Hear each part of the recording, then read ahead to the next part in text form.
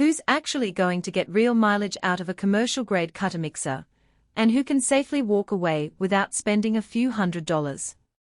If you run a small batch food operation, think a cafe that makes fresh dips, a boutique catering service, or even a serious home cook who wants to churn out consistent sauces every week, this machine could be a game changer.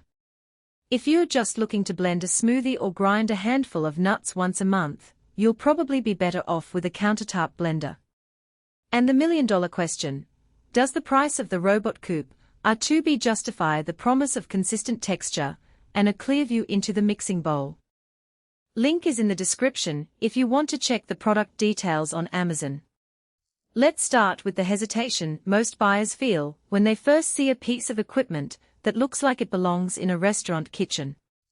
The R2B is a 1 horsepower, 120-volt unit with a 2.9-liter polycarbonate bowl that's literally made of clear plastic. The first thing you notice is that the bowl lets you watch the mix in real time. For a chef, that's not just a novelty, it's a practical tool. When you're making a mayonnaise or a custard, you can see the emulsion form, spot a thin spot before it becomes a problem, and stop the motor the moment the texture hits the sweet spot. In my own test kitchen, that visual feedback cut down the trial and error time by roughly half compared to using an opaque stainless steel bowl with a blind spot. Now, who should actually buy this? If you're operating in a space where you need to process anywhere from a half-liter up to the full 2.9 liters on a regular basis, the R2B's capacity hits a sweet spot. A small bakery that needs to whip up a batch of frosting for 50 cupcakes, a local food truck that prepares a daily salsa, or a hobbyist who runs a weekend farmers market stall can all fit comfortably within that volume. The versatile label on the spec sheet isn't just marketing speak.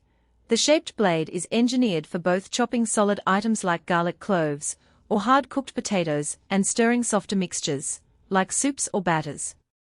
You can essentially replace two separate tools with one, freeing up counter space and simplifying cleanup. On the flip side, if your operation is anything larger than a few hundred servings per day, the 1 HP motor will start to feel like a treadmill for a marathon runner. The power is sufficient for a cafe or a small prep kitchen, but a high-volume restaurant that needs to process kilograms of dough or sauces in quick succession will find the motor throttling under sustained load.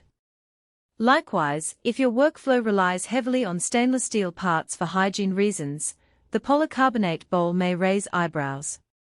While the material is food-safe and easy to clean, some health department regulations or personal preferences favor metal over plastic for long-term storage.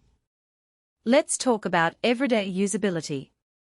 The easy-to-use claim holds up once you get past the initial learning curve. The controls are simple: a single speed dial and an on and off switch. You load ingredients, set the speed, and the machine does the rest. The clear bowl, again, is a real benefit when you're dealing with layered ingredients. Trying to mash avocados while keeping a chunk of onion intact is a delicate balance. Being able to see the mix in real time eliminates guesswork. On the practical side, the bowl size means you can't overload it without risking spillage. That's not a flaw so much as a safety reminder. If you try to push a full 3-liter pot of thick batter into the bowl, you'll quickly see liquid creeping up the sides and have to stop. It forces you to work in manageable batches, which, paradoxically, can improve consistency. Cleaning the unit is straightforward. The polycarbonate bowl slides off and can be rinsed in a dishwasher without fear of warping, which is a relief after many commercial mixers that require hand washing or special degreasing solutions. The blade assembly unscrews easily, and because there's no metal-to-metal contact, you don't have to worry about rust. One practical weakness I discovered, however, is the lack of a built-in splash guard. When you run a very wet mixture at high speed, the bowl can generate a small amount of spray that lands on the countertop. A cheap silicone mat does the trick, but it's an extra accessory you weren't warned about in the spec sheet. The price point is where the decision really tightens.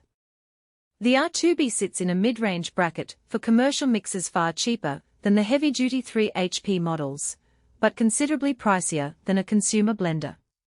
In the context of a small business, Think of it as an investment that pays for itself after about 50 to 100 batches of product, assuming you're saving labor time and reducing waste. For a home user, the math is less compelling unless you're planning to turn your hobby into a side hustle. I ran a quick cost per batch calculation.